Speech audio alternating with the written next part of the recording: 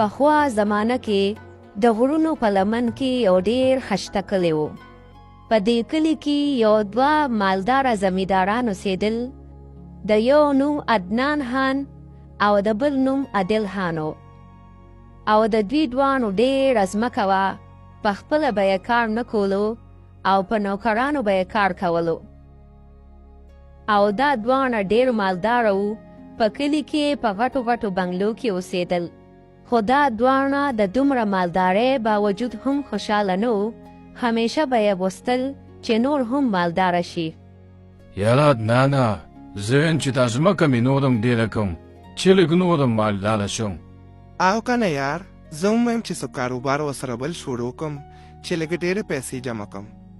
هسې عدنانه چې لا دومره مالداره شو چې د خیلو د ملغلرو نه ځان له کور جوړ کړو. سمه مزه به وکړي که نه؟ او کنه دا خو بس عجیبه شان خوندو کی څه چل کوو یار. په دې کلي کې یو بابا اوسېده چې د هغه نوم رحمت بابا و. رحمت بابا ډېر بوډا او کمزوری و او ډېر غریب و. د هغه لږه شان ځمکه وه او یوه غوا وه چې په هغې به د هغه ګزاره کېده. السلام علیکم ورحمت الله وبرکاته. وعلیکم السلام ورحمت الله وبرکاته. هلکه دې کلي کې یو غوا خرڅېږي، اخلې خو نه؟ ډېر ښایسته غوا ده. یاره ستا خبره خو صحیح ده او زما زړه غواړي چې واخلم، خو ما سره دومره پیسې کم دي.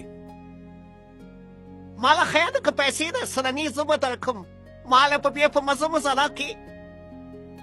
یاره ستا ډېره مننه، خو زه په ځان قرض نه راوړم چې څه الله راکړي دي دا ډېر دي. او بله دا چې زما دومره طاقت نشته چې دوه غواګانې وساتم، بس دا یو ډېره په ګرانه ساتم.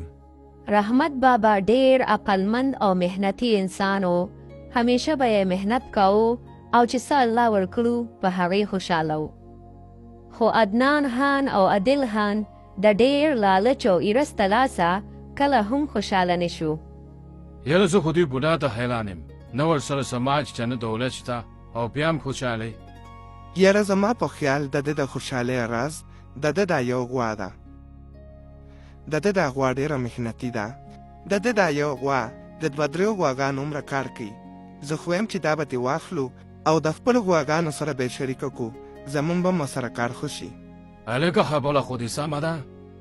او عادل خان او عدنان خان د شپې د بابا کور ته د غوا اخیستو دپاره روان شو.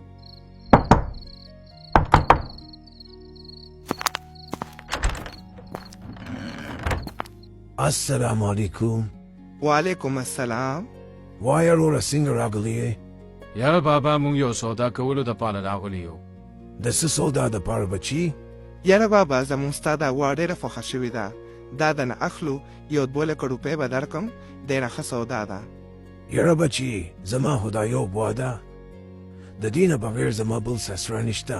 دا وګوره بابا، تیارې پیسې مې درله راوړې دي، بس دا واخله او دا غوا دې راکړه. یاره بچي خفه کېږئ ما، خو دا غوا زه په تاسو نشم خرڅولی، تاسو واپس تللی شئ. فضا لکه دې یې نه خرڅوي. بابا دا غوا به دې راکړې وه، ډېر بدکین و. د دې بوډا دومره مجان چې ما ته انکار وکړو، در سره به زه ګورم. پرېږدم یې نه، دله به زه د دې سزا ضرور ورکوم. د څه سزا وړې ورکړې؟ بس ته صرف ګوره چې ده سره دله زه څه کوم. او په سبا شپه باندې عادل خان او عدنان خان د غوسې نه ځان سره تیل واخلي، د رحمت بابا پټي ته لاړ شي او د رحمت بابا فصل کې تیل واړی او اور ورته ولګوي. اور په ټول فصل کې خور شي او د رحمت بابا ټول فصل وسوځي. رحمت بابا چې سحر راپاسي او کړکۍ کې اور وویني نو ویریږي، په منډه منډه خپل پټي ته لاړ شي، خو د رحمت بابا ټول فصل سوځېدلی وي.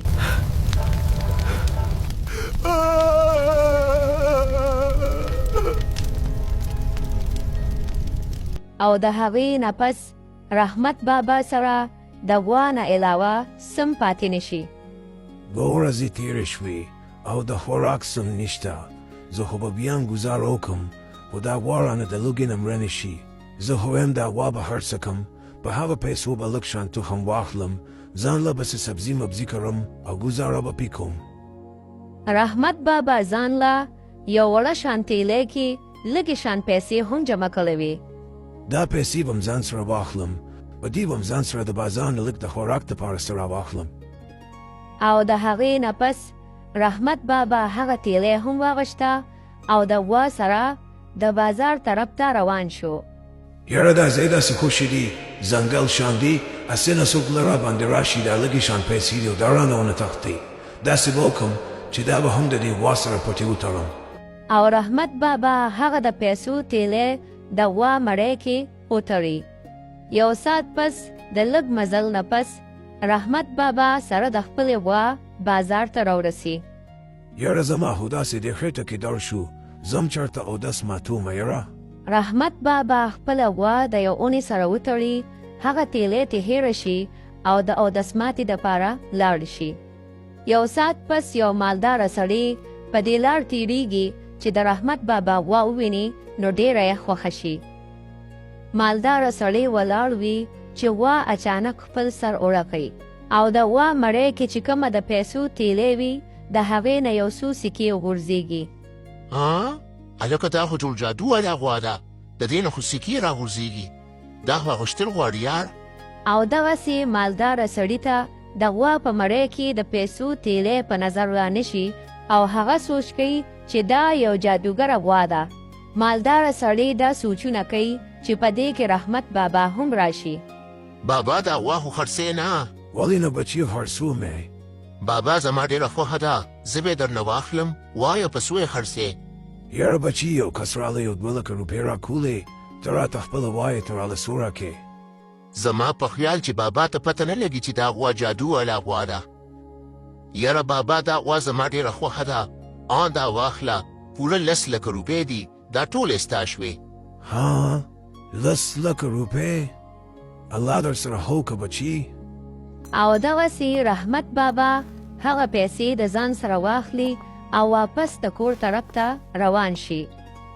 خو لږ ساعت پس چې هغه مالداره سړی د غوا په مړی کې د پیسو تیلی وویني نو ډېر سخت پیمانه شي.